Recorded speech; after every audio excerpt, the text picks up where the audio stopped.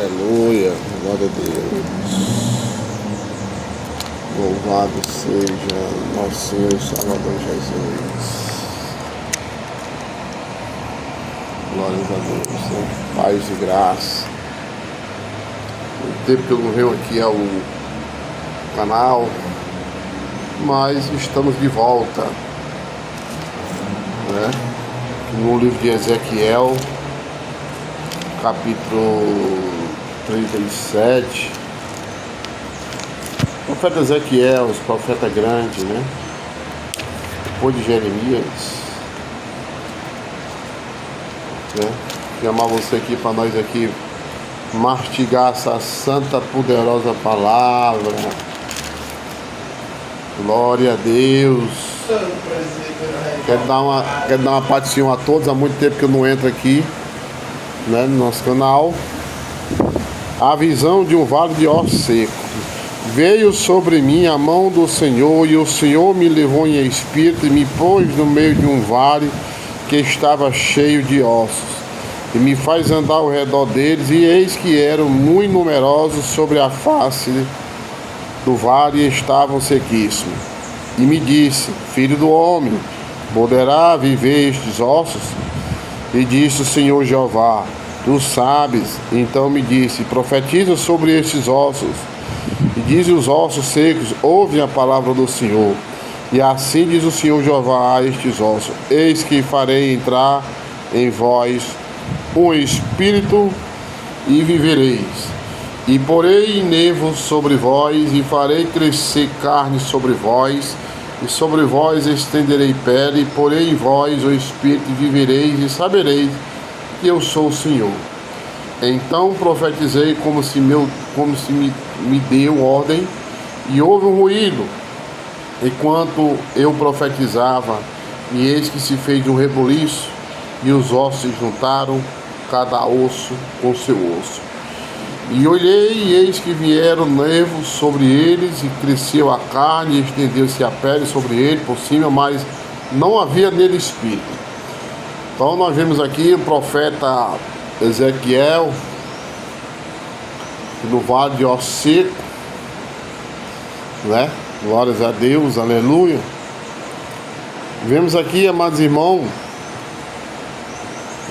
e é uma alegria nós mergulharmos nessa palavra poderosa. Aqui no capítulo 37 de Ezequiel, é um dos textos mais profundos da Bíblia, né? Falando, glória a Deus, aleluia, falando aqui do povo que estava sob a restauração pelo poder da palavra e o agir do Espírito Santo. E neste contexto bíblico espiritual, né, o povo de Israel, louvado seja Deus, aleluia, o povo de Israel, nesse contexto espiritual, o povo de Israel estava no exílio, na Babilônia, e eles se sentiam como esses ossos, sem esperança, secos, estavam espalhados, né? A pergunta de Deus a Ezequiel é interessante, porque ele diz assim para Ezequiel: poderão viver estes ossos? Olha aqui que Deus aqui está testando a fé do profeta diante do impossível. Você olha para aquele vale de ossos secos, você vê aquele multidão de ossos sequíssimos, sem vida, e ao olhar o humano, não, é impossível. Mas a Bíblia diz que ali teve um ruído. Mas a primeira coisa, quando ele lançou ali a palavra, que foi que Deus fez, ajuntou, irmão. Ele uniu. Sem união, não tem como formar um grande exército. A Bíblia diz que ele uniu, e depois colocou os tendões, colocou a pele. E a Bíblia diz que depois ele deu um fôlego, ele colocou fôlego, irmão. Sem o fôlego da palavra, sem o fôlego do jejum, sem o fôlego do Espírito Santo, você não vai a lugar nenhum. Eles se levantaram, mas faltava água, que era o fôlego. A Bíblia diz, amados irmãos, que é impossível agradar a Deus se não for pela fé. Então Deus, o nosso Deus, ele é um Deus do impossível. Aquela pessoa que tem fé, aquela pessoa que crê, louvado seja o nome do nosso Senhor Jesus Cristo, louvado seja o nome do Senhor, aquela pessoa que crê, para ele não há impossível. A Bíblia diz que era 12 que foram espiar a terra, glorificado seja o nome do Senhor Jesus. E daqueles 10 diz que era a terra de gigante, que era a terra dos Anaques, diz que era impossível, mas 2 diz que sim, que a terra era boa, que era de leite e mel. O que é que nós aprendemos com isso? Que a fé de hoje é aquilo que o povo vê e quer ver acontecer na hora. Mas a fé, quem tem fé e quem crê nesse Deus do impossível, é totalmente diferente. Ele não desanima diante da batalha.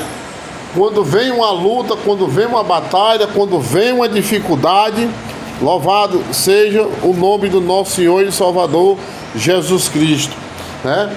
Quando vem uma luta, quando vem uma batalha, quando vem uma dificuldade, quando vem um problema, né? Aquela pessoa ali, ela não se abala, porque ela crê no Deus do impossível. E para que isso aconteça, você tem que viver o propósito dessa palavra. Porque a ordem aqui era para profetizar. Deus manda Ezequiel falar aos ossos. Isso nos ensina, irmão, que a palavra de Deus, ela é um gatilho para o milagre. Enquanto o profeta falava, houve um ruído e houve um tremor, né? Louvado seja Deus, louvado seja o nome do Senhor. Aí botaram uma pergunta aí, perguntando, porque gostaria que Deus me dissesse o que está prestes a ocorrer com o mundo, que vai ter alguma guerra. Está escrito lá em Mateus, no capítulo 24, diz que o amor de muito ia se esfriar, ia ter guerra, rumores, pai contra filho, filho contra pai, sogra contra nora, nora contra sogra. Mas ele diz que ainda não é o fim, né? Por quê? Porque as pessoas estão mais amando o mundo do que a Deus. O próprio apóstolo Paulo, escrevendo as suas cartas aos Romanos, no capítulo 1, louvado seja Deus, aleluia, no versículo 18, né? A Bíblia diz que o homem, né, se tornou-se amante de si mesmo, né? E se entregou às suas próprias paixões, né? Glória a Deus, aleluia. A própria Bíblia diz que fizeram o que eu disse assim, ó, porque do céu se manifesta a ira de Deus sobre toda a impiedade e injustiça dos homens, que detém a verdade e a injustiça. Porquanto que de Deus se pode conhecer, nele se manifesta, porque Deus o lhe manifestou. Por quê? Porque as suas coisas invisíveis, desde a criatura do mundo, tanto o seu eterno poder, como a sua divindade, se entende claramente e se vê pelas coisas que estão criadas, para que esse fique inexcusável. O que ele quer dizer com isso? Porquanto, tendo conhecido a Deus, não glorificaram como um Deus, nem lhe deram graças. Antes, em seu discurso, se desvaneceram e seu coração insensato, né? O que aconteceu? A Bíblia diz que o povo, e hoje está acontecendo hoje, trocaram a verdade pela mentira e a mentira pela verdade. E a Bíblia diz em João capítulo 15, versículo 5, parte B, que sem mim nada podereis fazer. Sem Deus você não pode fazer nada, sem a palavra. Você não consegue amar, você não consegue perdoar, você não consegue se alegrar. Louvado seja o nome do Senhor, na presença do Senhor, porque o pecado, ele é um câncer. Aí o pecado, existe uma lei, e na lei do pecado, o que é a lei do pecado é a morte. A consequência do pecado é a morte, não é só morte física não, é a morte espiritual. Morre a alegria, morre a felicidade, morre o amor, morre a verdade, morre o sossego, tudo vai se aniquilando, vai corroendo por dentro. Aí aquela pessoa anda bem aparecida, bem bonita, bem aparentada, fala bonita, às vezes com os bolsos cheios de dinheiro, mas é oca por dentro, é avarenta, é mentirosa, é fofoqueira, é prostituta, é adulta, é zombador, né? Que nem um cidadão aí que entrou aí agora há pouco aí, né, fazendo umas perguntas aí, né? Louvado com chocorrice. Ter cuidado, meu amigo, porque você não está mexendo comigo não. Porque eu tenho um pai, ele é advogado, ele é juiz e ele é fiel, que é o Rei dos Reis, o Senhor do Senhor, que nunca perdeu uma batalha. Mas eu quero te dizer, viu, que Jesus te ama, né? Mas que você possa se converter, meu irmão, e através dessa palavra você possa mudar as suas atitudes. Louvado seja Deus. Então, continuando aqui a palavra, a estrutura sem vida. A Bíblia diz que os ossos se uniram e surgiram nervos, carne e pele, e o corpo estava montado, irmão. O corpo estava montado, aqui Ezequiel capítulo 37. A Bíblia diz que era cheio de ossos secos, diz que estavam todos separados. Mas a Bíblia diz, né? Louvado seja o nome do Senhor, que os ossos se uniram e surgiu nervo, carne e pele.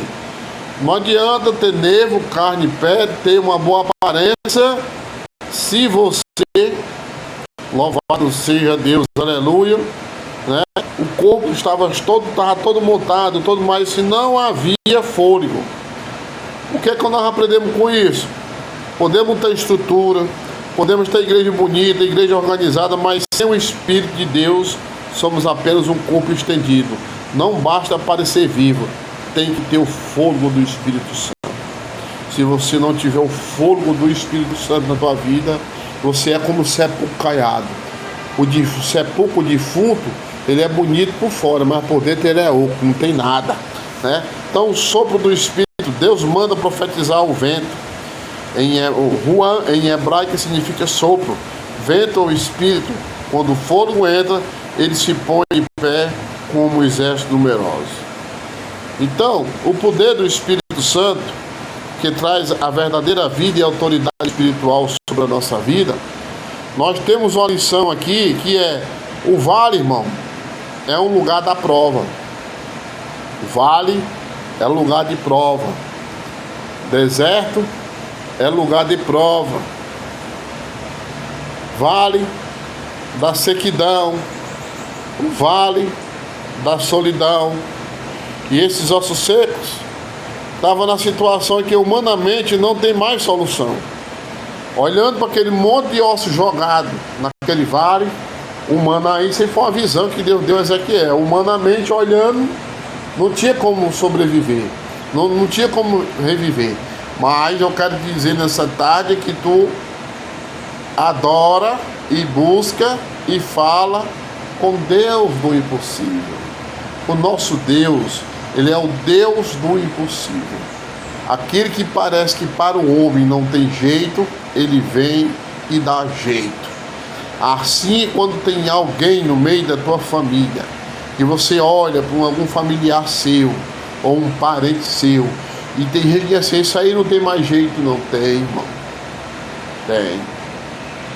Se você tiver uma vida de consagração, uma vida de oração, buscando ao Senhor, como está lá no livro do 2 Crônicas, capítulo 7, versículo 15, que se o meu povo se arrepender, né? Se o meu povo se arrepender, né? Se o meu povo se arrepender de coração, o negócio, irmão, é se arrepender, mas se arrepender de coração. Não é só se arrepender de boca, não. Mas diz assim: mas se o meu povo, que se chama pelo meu nome, né? Me ouvir as minhas palavras e se arrepender, eu sararei o quê? A vossa terra. Está escrito, não está escrito desse jeito. Eu sararei a vossa terra. Está aqui em 2 Crônicas, capítulo 7, versículo 15. Diz assim, 14. E se o meu povo, que se chama pelo meu nome, se humilhar e orar e buscar a minha face, e se converter dos seus maus caminhos, então eu ouvirei dos céus e perdoarei os seus pecados e sararei a vossa terra. E agora estarão abertos os meus olhos e atentos aos meus ouvidos e à oração deste lugar. Porque agora escolhi e santifiquei esta casa para que o meu nome esteja nela perpetuamente, e nela estarão fixos os meus olhos e o meu coração todos os dias. Então, quem é essa casa também é nós. O apóstolo Paulo fala em 2 Coríntios, capítulo 5, versículo 7, que nós somos como uma casa terrestre. E o Espírito Santo de Deus, ele não vai habitar numa casa imunda. Para ele habitar, tem que se esvaziar o velho homem, o pecado, a velha natureza, a natureza pecaminosa, a natureza edâmica, que é uma natureza caída, destruída, pobre, cega, nua e miserável. Quando essa natureza é arrancada através do poder da palavra, ele habita. O Espírito Santo de Deus, ele habita. E a Bíblia diz, louvado seja o nome do Senhor, que nós temos que endireitar os nossos caminhos, irmão. O próprio profeta Jeremias, no capítulo 7, no versículo 3, ele diz: se vós me servireis, endireitai os vossos caminhos, louvado seja Deus, eu certamente sarareis e vos abençoareis. Assim a Bíblia diz lá no livro do Êxodo, capítulo 23, versos 25. Se vós me servirdes de todo o vosso coração, e se vós me obedecerdes, eu abençoarei a vós, e eu curarei a vós, e arrancarei toda a enfermidade do meio de vós, e abençoarei a vós em todas as áreas das vossas vidas. Mas isso é servir, é renunciar, para que você venha sair desse vale de osso seco, que nem estava esse povo lá na Babilônia. Você tem que renunciar. E a renúncia, irmão, não é de qualquer maneira, porque o profeta, louvado seja Deus, aleluia, né? Ele chegou ali e profetizou os ossos. E o movimento começa quando a palavra é liberada ao barulho, à organização, mas ainda falta o principal. A Bíblia diz que teve um movimento, que teve um barulho. A Bíblia diz que Deus ajuntou, colocou o pé, colocou o tendão, e ali ele começou a profetizar, né? Aí vem o vento. As estruturas sem vida não servem para o reino, irmão. As estruturas sem vida não servem para o reino.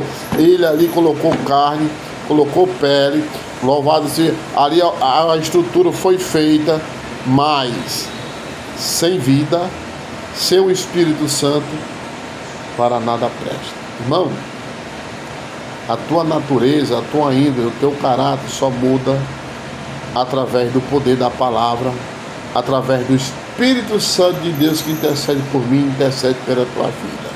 Então, louvado seja o nome do nosso Senhor Jesus Cristo. Então, aquele povo ali de defuntos, eles passaram a ser guerreiros.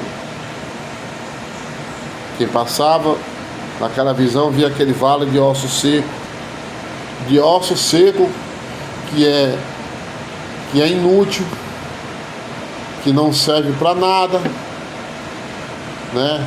É uma inutilidade terrível, mas Deus resolveu soprar. Talvez tenha alguém na tua família dessa maneira. Talvez o teu ministério, talvez o teu casamento que está seco, que está dividido, que está distante, igual esses ossos que estavam todos distantes um do outro. E se tu receber essa palavra hoje e aceitar Jesus como o único suficiente Salvador da tua vida, e tu crês, tu verás a glória de Deus, e Ele com certeza trabalhar na tua vida.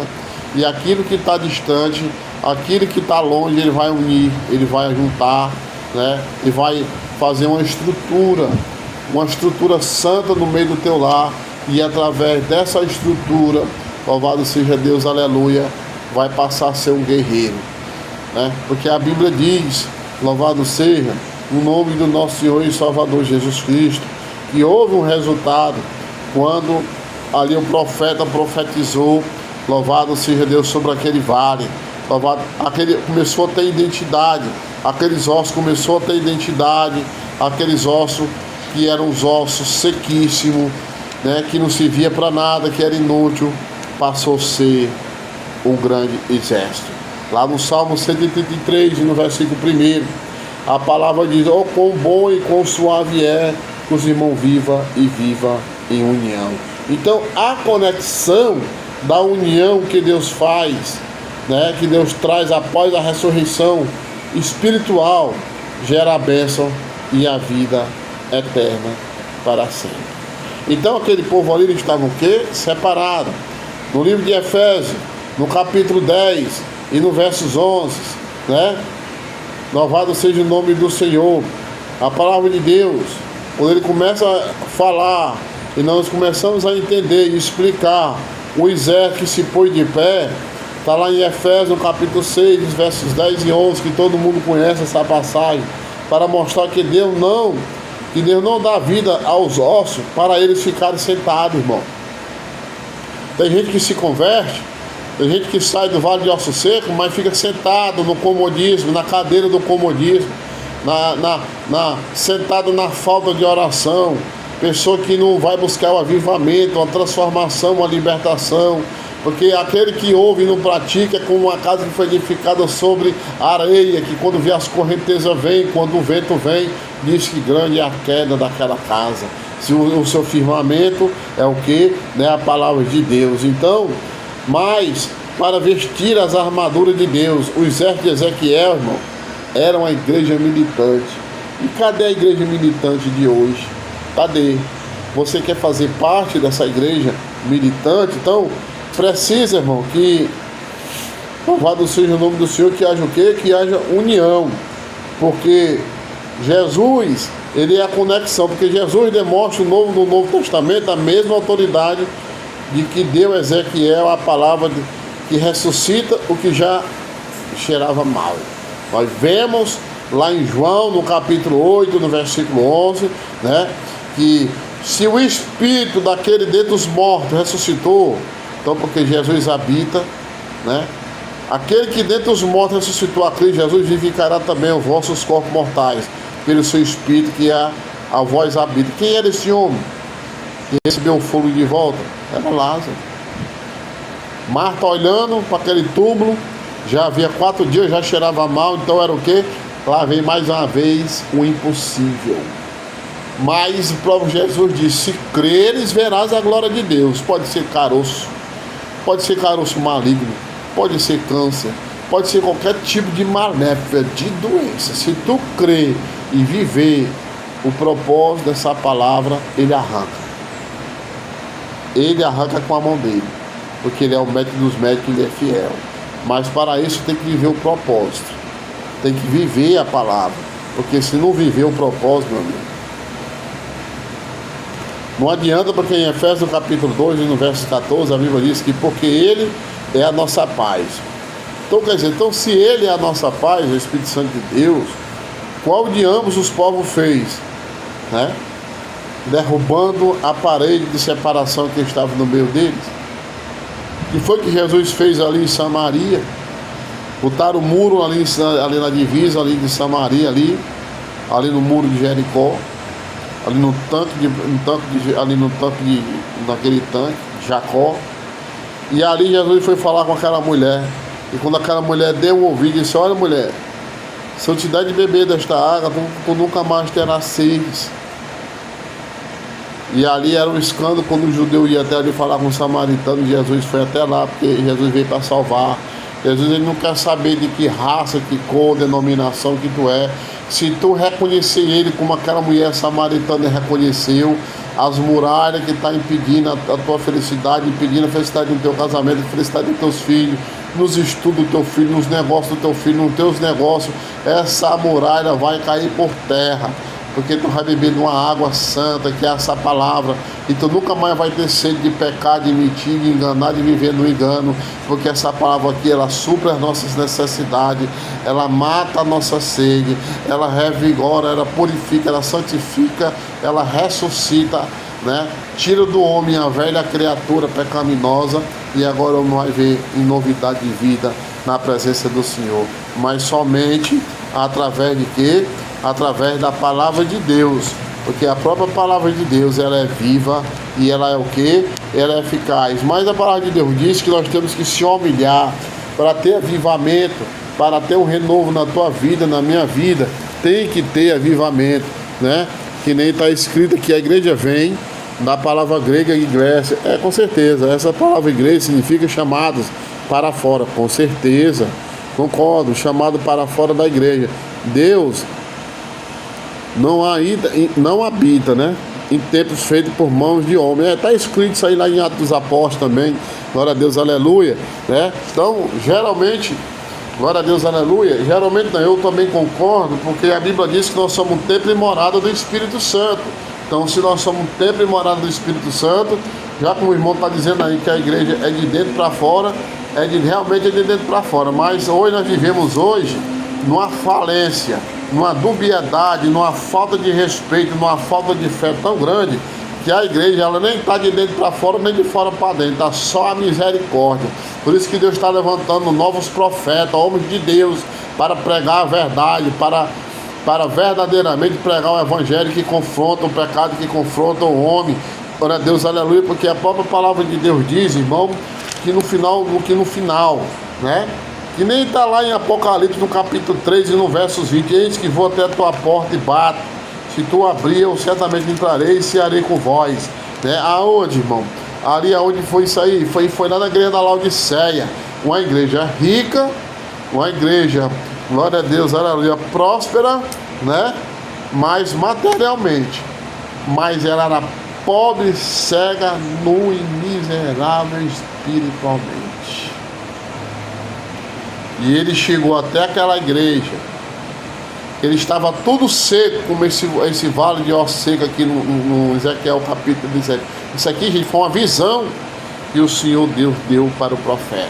Assim a igreja da Laodiceia, a igreja lotada, bonita, rica, que nem as igrejas de hoje, mas tudo pobre, cego, nu e miserável, adorando a Deus desleixadamente, visando só a luxúria, visando só o material, e as almas perecendo, as almas morrendo. A Bíblia diz no livro de Ezequiel, no capítulo 34, ele profetizando contra os pastores, né? Louvado seja Deus, aleluia, com os pastores de Israel, glórias a Deus, aleluia. Ele diz: e veio a minha palavra do Senhor dizendo, ó filho do homem, profetiza contra os pastores de Israel, profetiza e diz aos pastores, assim diz o Senhor Jeová, ai dos pastores de Israel, que se apacenta a si mesmo, e não apacentarão os pastores as ovelhas. Comeis a gordura e vos vestis da lã, e degolais o cevado, mas não apacentais as ovelhas.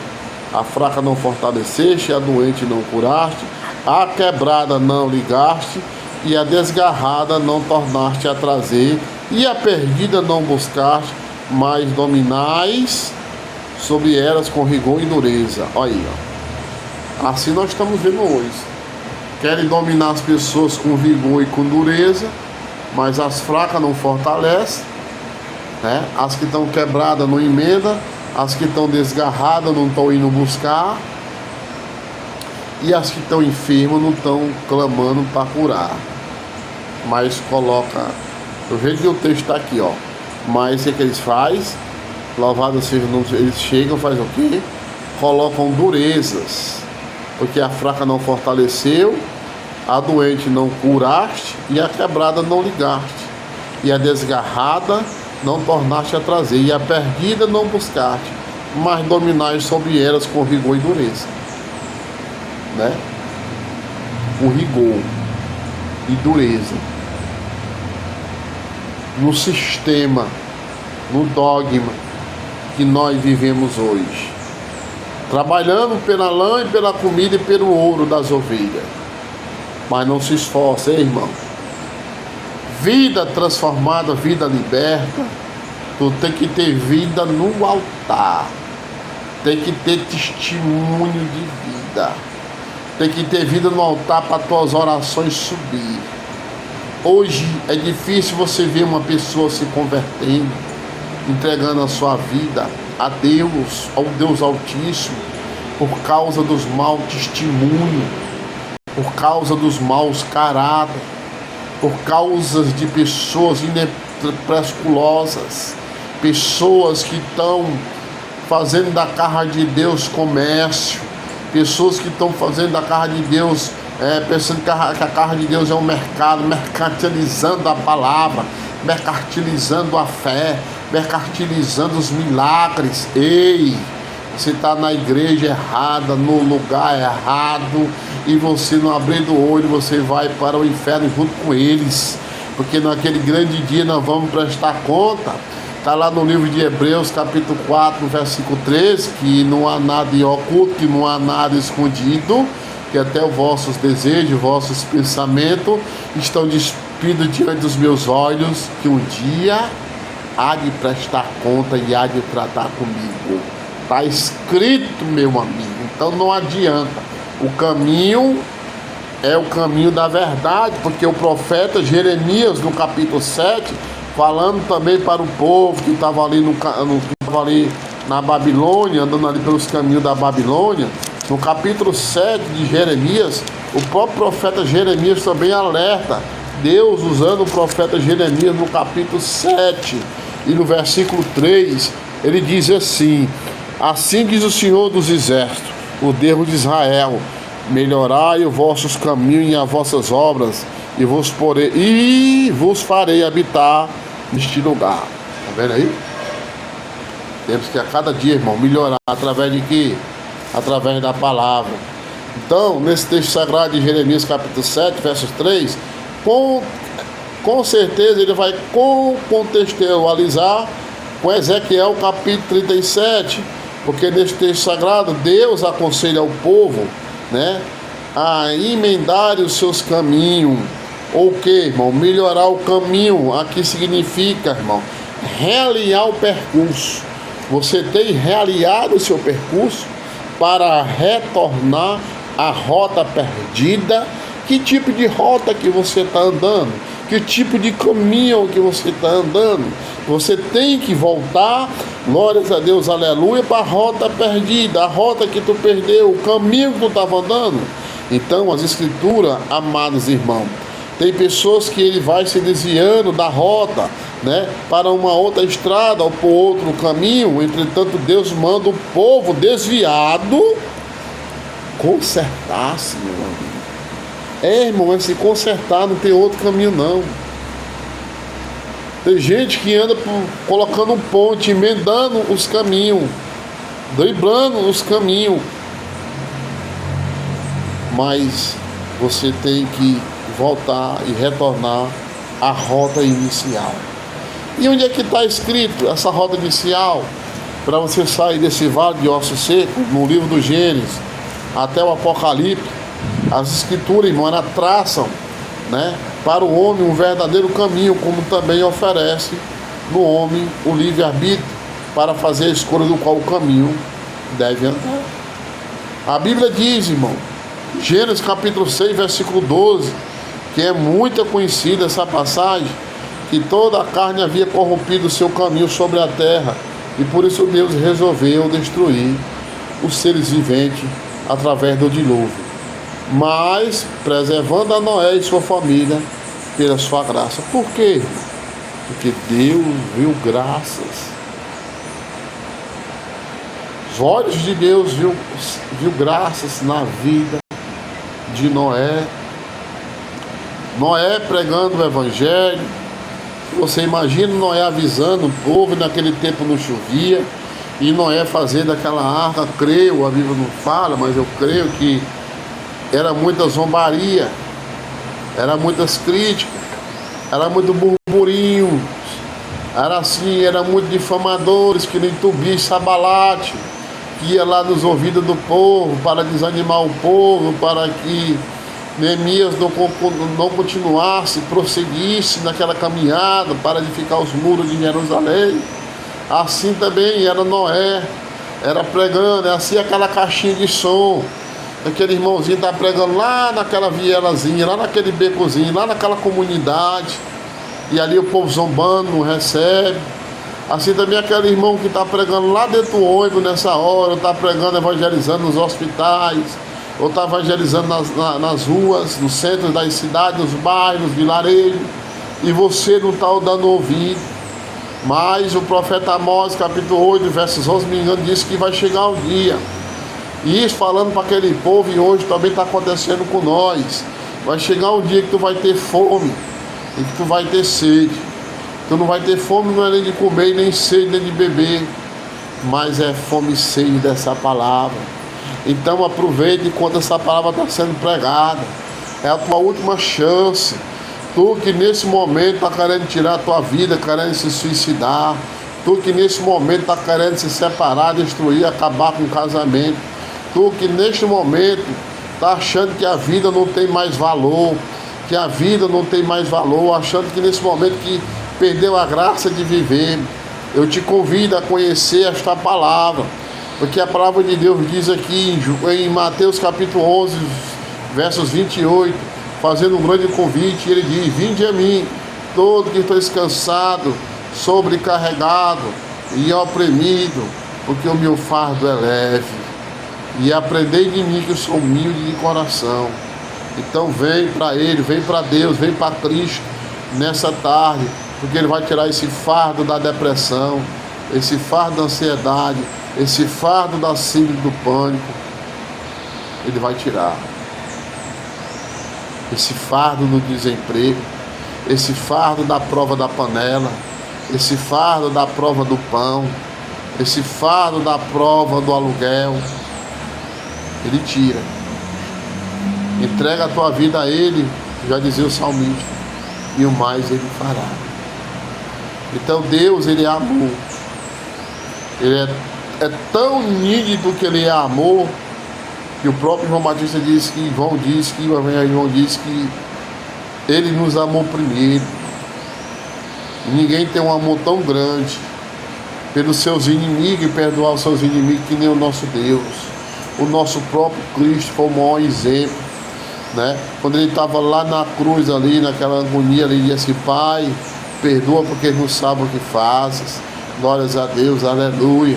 Louvado seja o nome. Então nós fizemos um Deus que não é Deus de ira, não é Deus de ódio, não é um Deus de barganha, não é um Deus de malícia, não é um Deus de mentira, é um Deus real, é um Deus realista que transforma. Se você colocar a tua vida diante do altar e crer que Jesus é o único suficiente salvador da tua vida vai mudar hoje.